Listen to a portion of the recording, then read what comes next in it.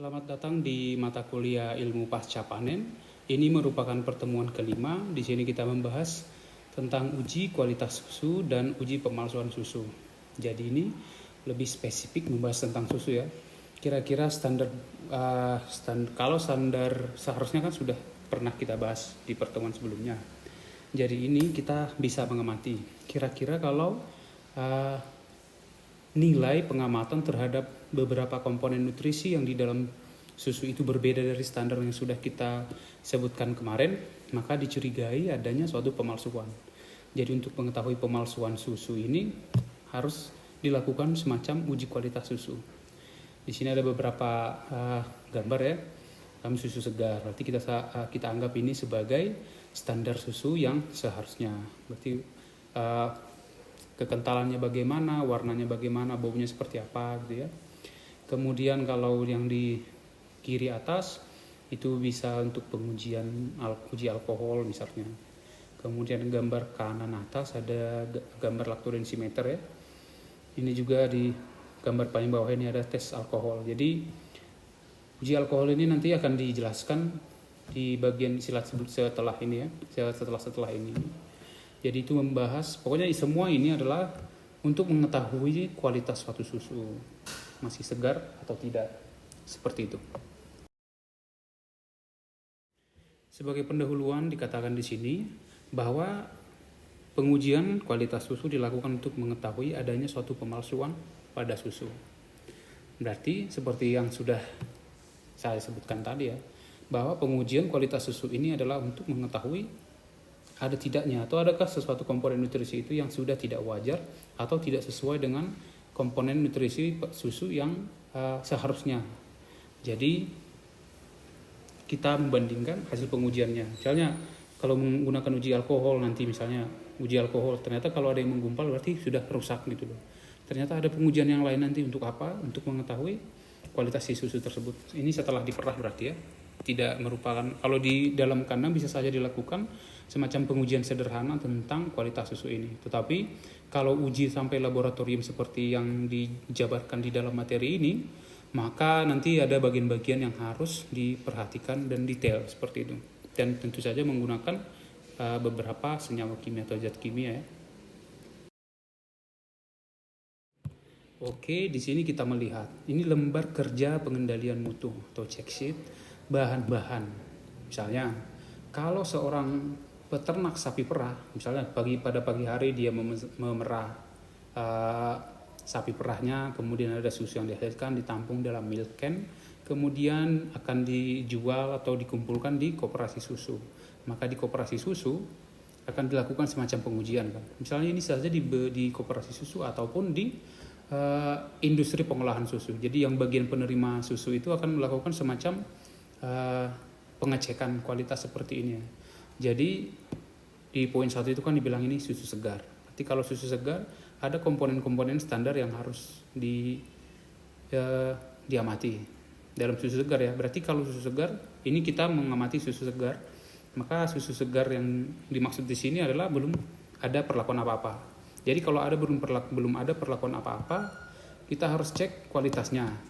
Terutama disesuaikan dengan standar yang sudah kita bahas sebelumnya. Misalnya lemaknya harus berapa persen seperti itu ya. Kemudian apakah kira-kira ada antibiotik seperti itu. Tapi nanti kalau memang sampai di bawah ini tidak sampai di situ penjabaran di materi ini ya. Tetapi kalau memang susu yang baru sampai ke peternak, ke industri pengolahan susu akan diberikan semacam sheet ini, lembar ini. Jadi dicek dulu. Di sini ada yang pertama suhunya. Suhunya apakah sudah di bawah 8 derajat Celcius? Kalau sudah di bawah 8 derajat Celcius berarti ada perlakuan penyimpanan dingin seperti yang kita jabarkan di pembahasan sebelumnya. Perlakuan penyimpanan dingin ini untuk memastikan tidak ada bakteri patogen yang bertumbuh di sana. Yang poin kedua ada pH 6-7. Seperti di pembahasan sebelumnya, kita sudah mengetahui bahwa pH susu itu adalah netral atau sekitar 6-7. Jadi kalau pH susu yang diamati adalah 6-7 berarti susu ini berada dalam posisi normal atau netral sebagai susu segar yang seharusnya. Kemudian alkohol test. Kalau alkohol test ini akan kita bahas selanjutnya nanti. Jadi secara pengertian sederhananya adalah kita menggunakan alkohol untuk menguji dicampurkan ke dalam susu ya. nanti untuk melihat kalau terjadi pengumpalan misalnya setelah diaduk, akan dia menimbulkan butiran-butiran. Kalau semakin banyak butirannya, maka susu tersebut bisa dikategorikan rusak. Berikutnya ada organoleptik normal. Organoleptik normal ini artinya adalah, kita kan sudah menjelaskan di awal, ternyata dari segi warna, rasa susu itu seperti apa, susu segar itu misalnya gitu ya. Misalnya kalau kalian rasakan ternyata susunya sudah menjadi asam, udah jelas rusak kan. Kemudian baunya juga kan bisa juga kita mencium semacam bau asam seperti itu. Itu juga bisa mengindikasikan bahwa susu tersebut sudah ditumbuhi oleh mikroba dalam jumlah yang banyak sehingga terjadi perubahan warna dan bau susu tersebut. Oke, yang selanjutnya ini yang kelima ya. Ya. Yang kelima ini berat jenis. Jadi berat jenis ini adalah 1,028 gram per cm kubik. Kalau kita jelaskan sebelumnya kan ada standar kualitas susu yang paling rendah itu adalah BJ-nya 1,027. Jadi di sini dikatakan bahwa BJ-nya harus 1,028. Jadi berat jenis ini semacam ini ya. Kalau berat jenis air kan 1 gram per cm kubik. Jadi kalau dia berat jenisnya 1,028 berarti ada zat-zat yang sudah terlarut di dalamnya. Jadi komponen-komponen nutrisi itu seperti itu ya. Jadi seandainya ini misalnya lebih rendah si BJ-nya ini, maka ada kemungkinan ada kemungkinan pemalsuan susu. Misalnya kalau ditambahkan air kan, maka zat terlarut itu dibandingkan dengan pelarutnya kan semakin banyak. Maka kalau tambahkan air, pelarutnya itu makan semakin sedikit dibanding pelarutnya. Maka bisa mengakibatkan BJ-nya semakin kecil gitu loh. Oke, kemudian lemak. Kalau uji lemak mungkin ada alatnya ya, yang paling sederhana, yang paling ekspres maksud saya. Atau penguji lemak, penguji proteinnya bisa menggunakan lactoscan. Itu nanti sudah saya buat gambarnya di sini supaya bisa nanti kita semacam diperkenalkan dengan alat laboratorium lactoscan yang memang digunakan untuk menguji kualitas susu begitu. Kemudian ada solid non fat, ini juga bisa dilakukan menggunakan ini ya, pengujian laboratorium juga ya. Kemudian di sini yang perlu dilihat adalah yang ALT ya, bakteri asam laktat ini secara umum katanya ALT. Jadi bakteri secara umum lebih sedikit sama dengan 1 kali 10 pangkat 6 per mililiter. Jadi ada total 1 juta koloni per mililiter. Kalau ini diencerkan ya, di isolasi, diperbanyak seperti itu. Kalau ini berarti kalau masih susunya itu masih mengandung 1 juta koloni, 1 juta sel per koloni ini. 1 juta sel per mililiter, maka si susu itu kalau di atas itu ya, maka di susu itu dikategorikan rusak atau sudah tercemar terlalu banyak mikrobanya seperti itu. Tetapi kalau ini kan sebenarnya ada perbedaan seperti yang saya bilang atau yang saya sampaikan di pertemuan sebelumnya, bahwa kalau di negara yang memang industri sapi perahnya itu sudah maju, ini tidak 1 kali 10 pangkat 6, pasti jauh di bawah ini. Atau misalnya itu 1 kali 10 pangkat 4, misalnya seperti itu ya. Jadi tinggal 10.000 sel per mililiternya gitu. Kemudian yang berikutnya di bawah yang bakteri itu ada pengujian mikroba patogen. Ini patogen ya, harus negatif. Karena apa? Kita kan sudah tahu bahwa susu yang diperah itu harus aman dikonsumsi. Entah itu nanti akan diperlakukan bagaimana atau tidak, tetapi meskipun nanti ya misalnya perlakuan pasteurisasi memang akan membuat susu itu menjadi aman dikonsumsi dalam pengertian bahwa mikroba patogennya sudah mati seperti itu. Tetapi kalau ketika susu segar saja sudah ada bakteri patogen, maka kan kita kan sudah bahas sebelumnya ya.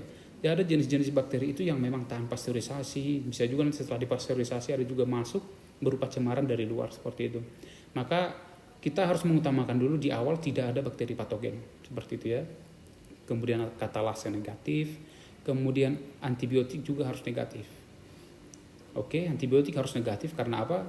Hasil penelitian 10 tahun ke belakang atau 20 tahun ke belakang sudah mengatakan bahwa residu antibiotik yang masuk ke dalam tubuh manusia itu ternyata bisa menjadi semacam karsinogenik, berbahaya ke kita ya, penyebab kanker atau penyakit yang lain seperti itu. Jadi kalau susu yang datang ke industri sapi perah, industri pengolahan susu, maka antibiotiknya harus tidak ada. Ini berhubungan dengan masa henti obat.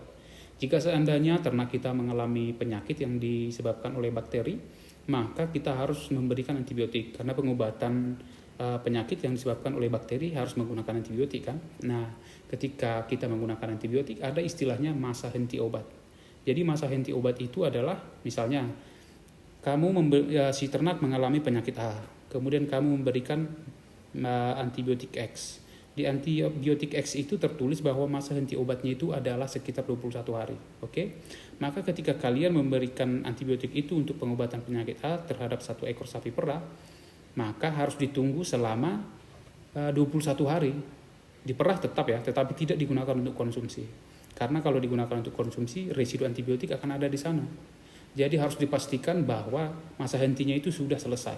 Jadi kalau kamu berikan misalnya tanggal 1 sekarang kamu berikan antibiotik. Kita anggap saja ini pemberian antibiotik terakhir dan sudah sembuh. Maka yang diperah itu, sapi perah untuk konsumsi itu harus pada hari 23 ya. Kalau 22 kan masih 21 hari berarti. Pada hari 23 berarti baru bisa diperah untuk dikonsumsi lagi, seperti itu. Kemudian uji peroksidase di sini negatif. Ini dicek semua gitu ya. Kalau memang ini sudah benar semuanya atau sudah diceklis semua dengan informasi yang sesuai, maka susu tersebut akan dikategorikan baik, begitu. Oke, berikutnya di sini ada kontrol pengujian susu. Ini ada 6 ya. Yang pertama warna, bau, rasa. Itu yang pertama. Yang kedua uji alkohol. Yang ketiga uji pH. Yang keempat uji suhu ya, suhu susu. Yang kelima uji berat jenis. Dan yang keenam Californian Mastitis Test atau CMT Test. Kalau warna, bau, rasa kan sudah kita singgung di awal ya. Kita sudah tahu ternyata warna susu itu udah menjadi putih, kuning, keemasan itu karena ini. Terus baunya berdasarkan apa atau dari apa sumber baunya. Kemudian rasanya bagaimana gitu. Oke? Itu mengenai itu. Kalau uji alkohol, seperti yang saya jelaskan singgung sedikit di depan, bahwa sebenarnya kalau ditambahkan alkohol, kalau susu itu menggumpal, nanti menempel di dinding-dinding tabung reaksi yang kita gunakan untuk menguji, maka susu itu dikategorikan rusak. Oke, kalau untuk pH-nya harus seperti apa? Oh, ternyata tadi kalau pH itu harus normal, berkisar sekitar 6-7. Kalau di atas itu atau di bawah itu, maka ada indikasi cemaran yang lain.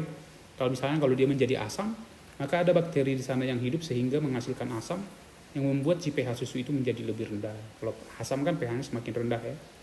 Kemudian ada suhu susu. Kalau yang tadi saya bilang misalnya kalau untuk penerimaan itu suhunya 8 derajat Celcius.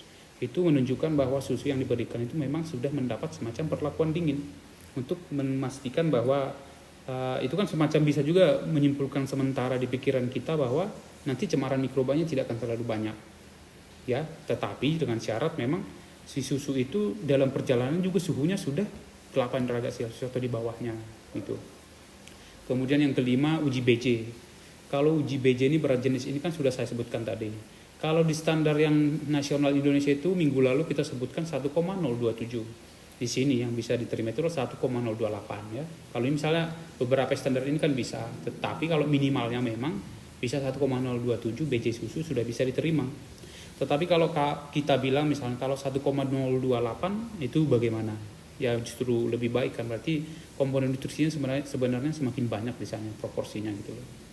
Maka ini bisa memberikan indikasi adanya pemalsuan ya. Berarti tadi kalau sekiranya misalnya susunya menggunakan ternak yang sama untuk beberapa waktu yang lalu kan nutrisinya seperti ini, BJ-nya seperti ini. Kalau tiba-tiba BJ-nya menggunakan sapi yang sama, ternak yang sama ya, kemudian menggunakan pakan yang sama, manajemen yang sama, tapi tiba-tiba BJ-nya menjadi sedikit lebih tinggi, itu bisa dicurigai. Entah ada dicampurkan sesuatu yang membuat pelarut itu lebih besar di sana ya, yang terlarut maksud saya. Sehingga semacam nutrisi di sana semakin lebih besar, semakin banyak seperti itu. Kemudian yang keenam ada California Mastitis Test. Ini dilakukan untuk mengetahui mastitis ya. Dan sebelum diperah kan dites dulu biasanya. Tetapi sebelum dites kan sebenarnya ketika diperah susu itu kan harus dibuang yang pertama itu ya, untuk memastikan tidak ada kotoran atau memang kalau ada kotoran yang menyangkut atau bertumbuh atau nyangkut di saluran susu, dia akan terbuang mengikut keluar. Baru dilakukan pemerahan lagi, ditampung kepada penampung untuk mastitis test ini, baru dilakukan pengamatannya. Oke, di sini kita melihat ini yang saya sebutkan tadi lactoscan ya. Lactoscan yang ada di laboratorium kita ya. Jadi nanti kalau sudah ada waktu untuk teman-teman yang kuliah Misalnya kalau kuliah sudah offline ya, maka kalian akan berkesempatan untuk melihat Lactoscan ini. Jadi di Lactoscan ini kita bisa mengetahui komponen nutrisi susu itu, misalnya kadar airnya, protein, lemaknya, seperti itu. Jadi kita ada semacam nanti tabung kecil ya, seperti yang di belakang sana tuh, yang dekat mouse itu ada semacam tabung kecil kan. Nanti susu dimasukkan ke sana, baru diletakkan di bagian yang ada semacam pipa kecil ini, yang panjang ini, diletakkan di situ. Kemudian setelah misalnya ditekan tombol untuk deteksi nutrisinya, tinggal menunggu sebentar, akan keluar nanti semacam kertas dari dalam. Nanti akan kelihatan, oh kalau ini pakai layar seperti ini, nanti kelihatan di layarnya itu misalnya lemaknya segini, kemudian proteinnya segini, kadar airnya seperti ini gitu loh. Kalau di sini dibilang ya, atau parameternya ini lemak 0,01 sampai 45%, measuring range-nya berarti 0,01 sampai 4,5% lemaknya di sini katanya bisa diterima. Solid non fat atau apa, padatan yang bukan lemak itu bisa sampai 40% gitu. Ada protein 2 sampai 15%, laktosa 0,01 sampai 20%, air 70%, air added water, air yang ditambahkan berarti ya. Kemudian susunya 5 sampai 40 derajat Celcius. Kemudian titik beku 0,4 derajat Celcius sampai 0,7 derajat Celcius. Minus 0,4. Kemudian kandungan garamnya 0,4 sampai 4%, pH-nya 0,0 sampai 14. Jadi yang bisa diuji di susu ini seperti itu. Susu yang bisa diuji di Lactoscan ini. Jadi skala ini nanti yang bisa diukur itu ya udah jelas ya. Measuring range-nya. Kalau conductivity-nya 2 sampai 14. Kemudian total solid 0,0 sampai 50%. Jadi kalau kamu mencampurkan banyak tepung di susu itu sehingga total solidnya lebih 50%, misalnya 1 liter susu terus kamu tambahkan lagi, kan di susu sudah ada padatannya berupa kandungan padatan, misalnya lemak, protein, segala macam itu kan sekitar 13%. Kalau seandainya kamu tambahkan 40% dari 40 tepung misalnya, 40% lagi tepung, 40 gram misalnya, nanti kalau dites di sini sudah kelewatan, jadi tidak bisa. Tapi kan ini untuk mengetahui susu ya. Misalnya kalau kamu berikan perlakuan sesuatu, tetapi total solidnya itu masih belum 50%, itu masih bisa dideteksi di lab ini, begitu. Oke, di sini kita lihat alat-alat laboratorium yang kita gunakan untuk melakukan pengujian tadi. Yang pertama ini oven ya. Kalau oven ini kan untuk mengetahui kadar air. Jadi ketika kita menggunakan oven ini misalnya, ya memang fungsi oven kan untuk mengetahui kadar air ya, di samping untuk memanaskan. Jadi misalnya susu yang dimasukkan ke dalam itu kan sudah ada rumusnya ya, atau mungkin kalian belum mendapat kuliah tentang itu ya. Nanti kalau kalian sudah mendapatkan kuliah tentang ini, kalian akan tahu cara pengukuran. Kalau untuk teman yang dari Kalimantan pasti sudah tahu ya, sudah tahu pengujian kadar air.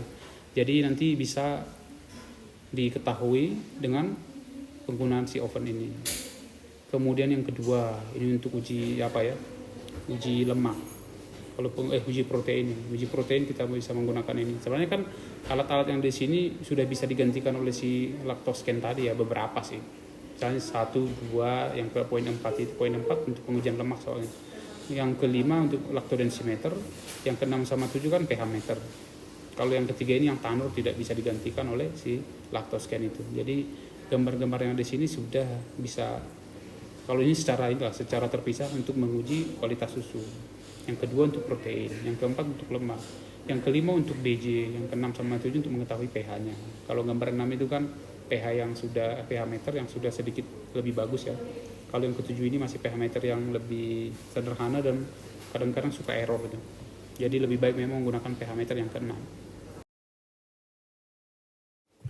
Oke, dilanjutkan untuk CMT test ya, California Mastitis test yang saya bilang tadi ya. Di sini ada 1, 2, 3 poinnya ya. Jadi dikatakan bahwa hasilnya ya kalau jumlahnya 0 sampai 200 ribu jumlah sel yang ada di dalam susu tersebut, berarti ini diasumsikan ya, sampai 200 ribu itu kambingnya masih sehat, jadi tidak ada mastitis seperti itu. Kalau untuk yang ringan ini 200 ribu sampai 400 ribu ada subklinis ya, yang subklinis. Kemudian kalau yang kemudian semakin mendekat ke sini 1.200.000 sampai 5.000 sel itu bisa dikategorikan infeksi mastitis berat. Kemudian kalau sudah sampai di atas 5.000 jumlah selnya itu 5.000 ke atas ya, ini itu sudah juga Di yang sampai 5.000 kan udah mastitis berat, berarti ini sebenarnya sudah lebih, mastisisnya sudah lebih parah gitu loh. Nanti di slide selanjutnya kita akan melihat bagaimana cara pengujiannya. Oke.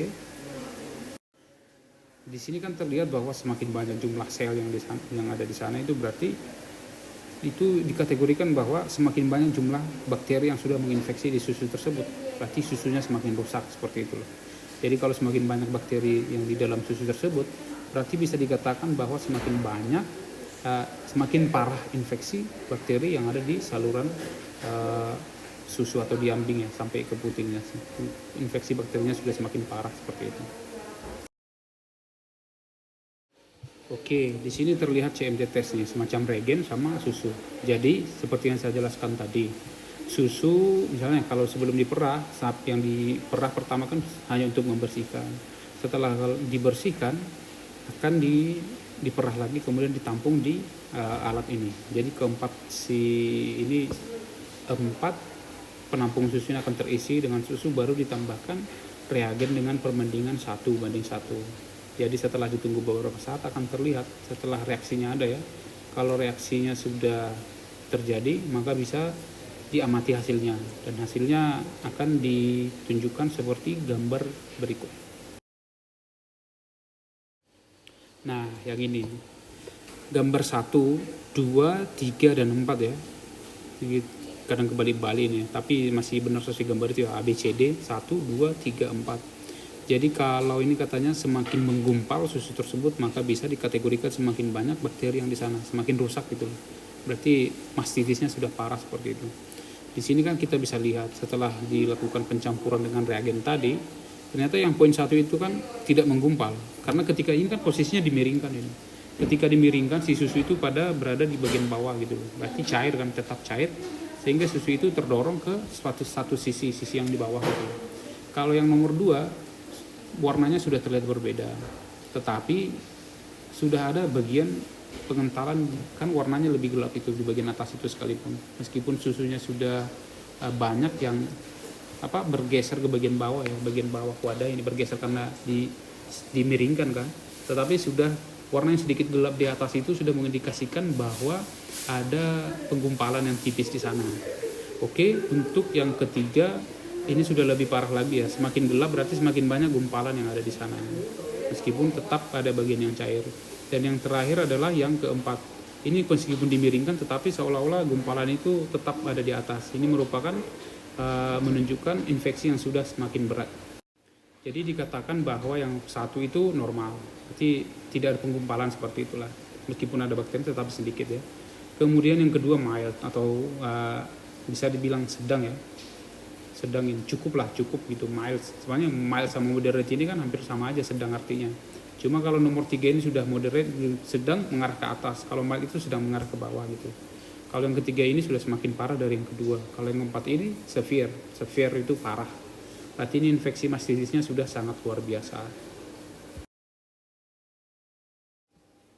Oke, ini masuk ke uji pemalsuan susu.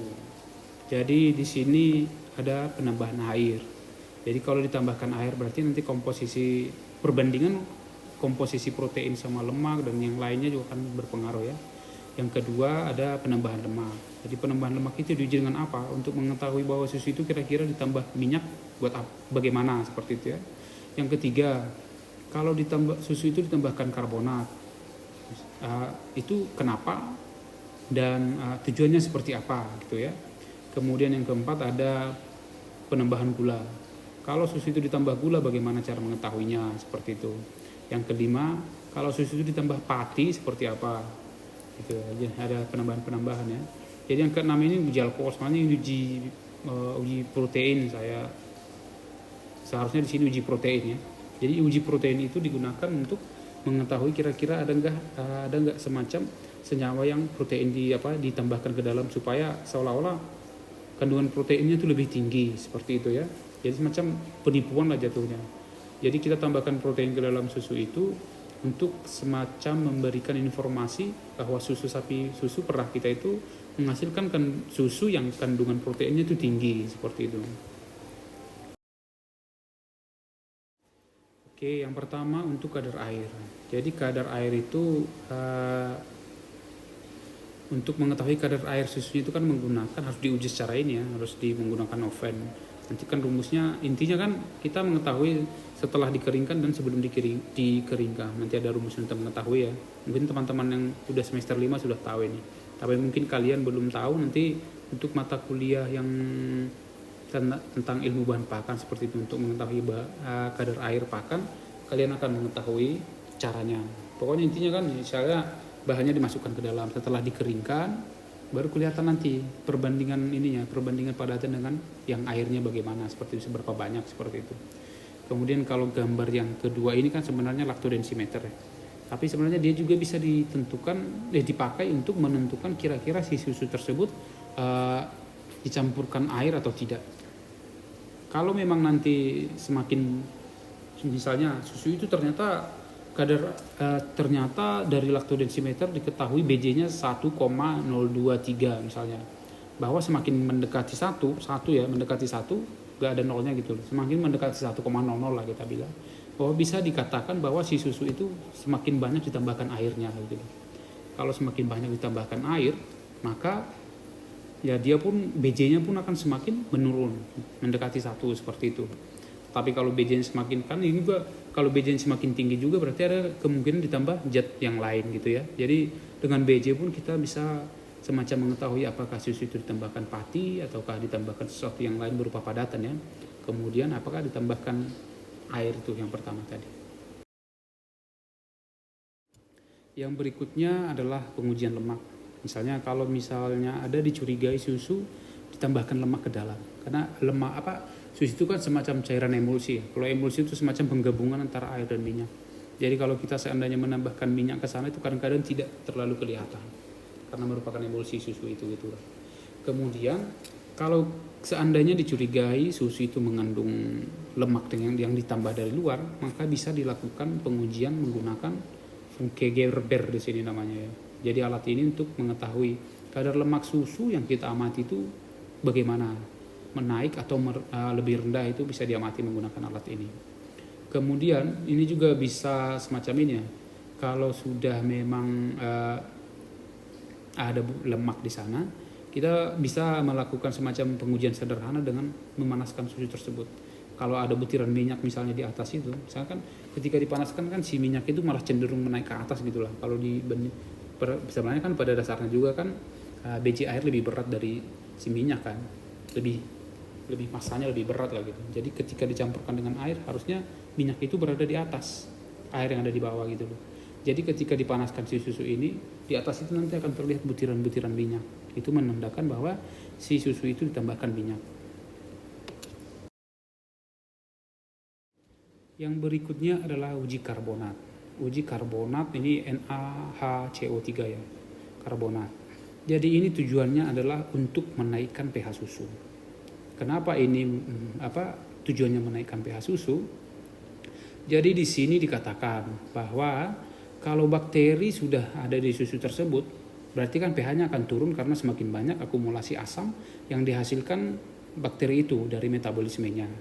Jadi ketika si bakteri sudah tumbuh di sana, sudah banyak dan asam yang dihasilkan sudah semakin banyak, maka pH-nya akan rendah. Kalau misalnya misalnya susu ini sudah lama diperai ya, misalnya kita sebut saja misalnya dari kemarin sore sampai kemarin besok sorenya gitu loh.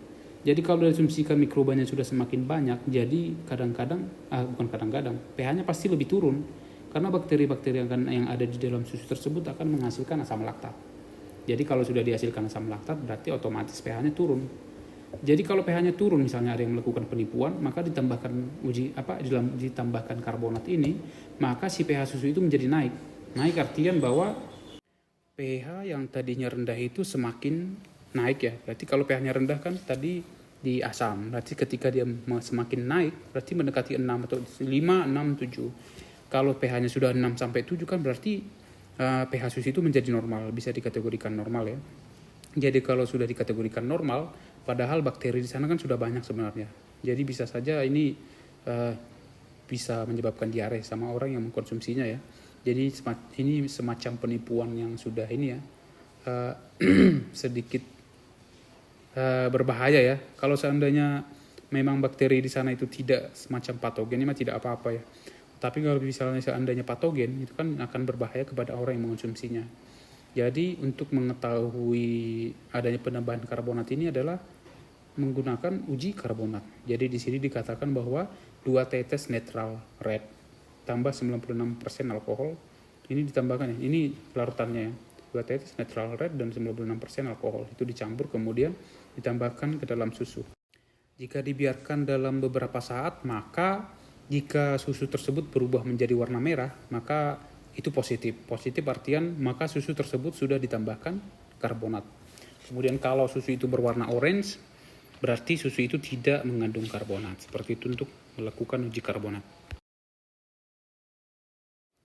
Yang selanjutnya adalah penambahan gula. Jadi kalau kira-kira susu itu menjadi sedikit lebih manis, atau susu itu menjadi manis, kemudian dikatakan bahwa itu susu segar, bahwa bisa kita semacam menyimpulkan di awal bahwa ya mustahil kan, namanya susu rasanya pasti tidak manis. Ada manisnya, cuma sangat sedikit. Jadi kalau memang susu itu menjadi sedikit lebih manis dari biasanya, maka harusnya susu itu sudah ditambahkan gula. Oke? Bagaimana dia ditambahkan gula? Ya misalnya ditambahkan gula pasir seperti itu ya.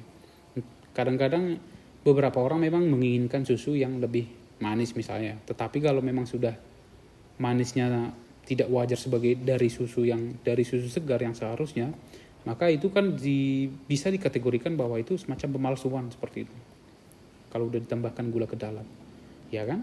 Jadi untuk pengujian ini katanya bisa menggunakan resorsin ya, 0,1 gram tambah 25 ml susu, kemudian ditambah 2,5 ml HCl pekat. Kemudian ini setelah dipanaskan ya, ditunggu beberapa saat lagi, kemudian akan warnanya akan berubah menjadi merah. Tapi kalau merah ya, kalau berubah menjadi merah, bahwa bisa disimpulkan bahwa susu ini ditambahkan gula seperti itu. Untuk penambahan gula bisa diamati atau ditentukan dengan perlakuan seperti ini, pengamatan seperti ini. Oke, berikutnya untuk penambahan pati. Jadi seperti yang saya bilang tadi ya, bahwa misalnya kalau supaya susu itu lebih putih, misalnya ditambahkan pati ya, tepung ya, ditambahkan tepung. Kemudian supaya susu itu terlihat lebih kental, bisa ditambahkan tepung. Jadi kalau jatuhnya sudah ditambahkan tepung, berarti itu adalah pemalsuan. Misalnya kalau susu itu terlalu encer, bisa kan kita kategorikan itu bahwa zat padat atau komponen nutrisi yang terlarut di dalamnya itu sedikit gitu loh. Tetapi ketika misalnya padatannya banyak menjadi sedikit kental, kita kadang mengasumsikan bahwa kandungan nutrisinya kan banyak atau normal gitu loh seharusnya gitu ya. Tetapi kalau untuk kondisi tertentu, misalnya ditambahkan pati, ya pati kan ya tepung gitu loh. Proteinnya kan tidak ada gitu loh. Misalnya kalau tepung beras ditambahkan ke sana kan warna si susu itu bisa saja menjadi berubah, atau tepung roti seperti itu ditambahkan ke dalam susunya. Warnanya kan semakin berubah gitu dan terlihat semakin kental. Di awal juga saya sudah jelaskan bahwa dengan pengujian menggunakan lactodensimeter ya, pengujian BJ susu itu, kalau memang dia sedikit lebih tinggi 1,030 atau lebih atasnya lagi, itu bisa mencurigakan karena bisa saja ditambahkan padatan tertentu, salah satunya pati ya. Jadi susu itu ya semakin banyak dia terlarut di dalamnya gitu loh. Berbanding terbalik sama yang air tadi kan, kalau semakin banyak air ditambahkan, maka yang terjadi adalah si BJ-nya itu akan semakin rendah, mendekati air seperti itu. Di bawah 1,027 lah seperti itu. Meskipun di materi ini kan yang dijelaskan tadi bahwa BJ susu yang di sini itu untuk penerimaan tadi ya, yang di lembar penerimaan susu tadi 1,028 gitu. Tetapi kalau kalian mendengar misalnya BJ susu itu 1,027, itu tidak apa-apa. Kalau masih dibilang 1,027 dan 1,028 itu masih dikategorikan BJ susu yang normal. Oke, di sini untuk mengetahui susu itu ditambahkan pati atau tidak, atau ditambahkan tepung atau tidak ya, ini bisa diuji menggunakan di sini 0,5 asam asetat. Ini di dalam tabung reaksi. Misalnya susu itu sudah dimasukkan ke dalam tabung reaksi ya, kemudian dimasukkan 0,5 mili asam asetat ke dalamnya. Kemudian misalnya 10 ml tadi susu yang dalam tabung reaksi itu ya, kemudian dimasukkan 0,5 ml asam asetat, kemudian dipanaskan dan ditunggu selama 5 menit. Kemudian ada reaksi warna yang akan terjadi. Kalau susu itu menjadi biru, berarti susu itu sudah ditambahkan pati atau tepung. Kemudian kalau warnanya kuning, itu tidak mengandung pati. Tidak mengandung pati, ya, tidak ada penambahan pati di dalamnya. Kemudian kalau hijau berarti semacam ini katanya, makanya tanda tanya dibilangnya. Kalau warnanya menjadi hijau berarti cara itu ada yang salah, sehingga hasilnya itu tidak akurat. Jadi harus untuk menentukan itu ditambah pati atau tidak harus ada perubahan warna biru atau kuning, seperti itu. Oke. Kalau uji alkohol ini sudah saya jelaskan tadi di belakang ya. Ini penambahan alkohol 70% dengan perbandingan 1:1. Misalnya kalau ingin diuji 10 ml susu, maka alkoholnya dipakai 10 ml. Kalau yang diuji 1 liter ya dipakai 1 liter juga gitu loh. Kemudian kalau diaduk-aduk dalam beberapa waktu itu, di sini terlihat kalau memang alkohol susu tersebut tidak ada gumpalan ya, tidak ada butiran seperti itu loh. Maka itu susunya masih segar, tidak rusak seperti itu. Kemudian kalau menjadi ada semacam butiran-butiran yang menempel di dinding tabung reaksi, maka hasilnya positif. Positif dalam artian bahwa susu itu sudah rusak. Kalau sini kan harusnya diganti tadi uji protein, saya bilangnya penambahan protein. Jadi kadang-kadang seperti yang di mata kuliah ini mungkin ya. Jadi kan protein itu yang dihitung kan N-nya ya. N nitrogen dalam suatu pakan atau pangan itu nitrogennya yang dihitung untuk mengetahui protein kasarnya gitu loh. Jadi seandainya kalau ditambahkan protein yang bukan protein, nitrogen yang bukan protein, maka akan seolah-olah nanti protein kasarnya menjadi lebih banyak gitu loh. Atau protein di sana itu seolah-olah lebih banyak karena memang sudah ditambahkan yang bukan protein sebenarnya gitu. Jadi kalau untuk mengetahui protein susu ya harus melalui uji laboratorium ya. Akan terlihat bahwa kalau memang proteinnya itu, kalau misalnya seolah-olah proteinnya banyak tetapi setelah diuji lebih rendah, dari protein susunya lebih rendah, maka bisa kemungkinan terjadi adanya ini penambahan protein atau pemalsuan menggunakan protein seperti itu. Oke, demikian materi yang bisa disampaikan untuk pertemuan kelima ya, ilmu pasca panen. Ini masih membahas tentang susu. Ini pertemuan terakhir tentang susu ya. Jadi kalau kita semacam bisa memberikan semacam ringkasan dari awal ya untuk pertemuan yang kelima ini, bahwa sebenarnya kita melakukan mengetahui kualitas dan mengetahui uji pemalsuan susu. Jadi kita harus mengetahui dulu sebenarnya kualitasnya seperti apa, dan kemudian ketika melakukan uji pemalsuan kita akan mengetahui susu itu menjadi palsu atau tidak, atau ditambahkan sesuatu yang tidak seharusnya atau tidak, itu berdasarkan uji pemalsuan yang tadi. Ternyata setelah diuji ini uji menggunakan misalnya tadi karbonat gitu ya, kita akan mengetahui adakah ditambahkan pati atau tidak, seperti itu semuanya. Kemudian kita juga harus mengetahui dari awal, ternyata kalau misalnya untuk mastitis tadi, kita bisa mengetahui kualitasnya rusak atau tidak, atau terinfeksi mastitis atau tidak menggunakan pengujian tadi. Jadi semuanya ini adalah untuk mengetahui kualitas susu yang sebenarnya atau yang baik seperti itu. Kemudian untuk mengetahui pemalsuan yang mungkin dilakukan terhadap industri susu ini. Jadi kita bisa mengetahui ternyata itu apakah ada kecurangan sedikit mengubah komposisi susu tersebut. Oke, saya ucapkan terima kasih yang sudah memperhatikan. Sampai bertemu di kuliah tatap muka menggunakan Zoom untuk diskusi.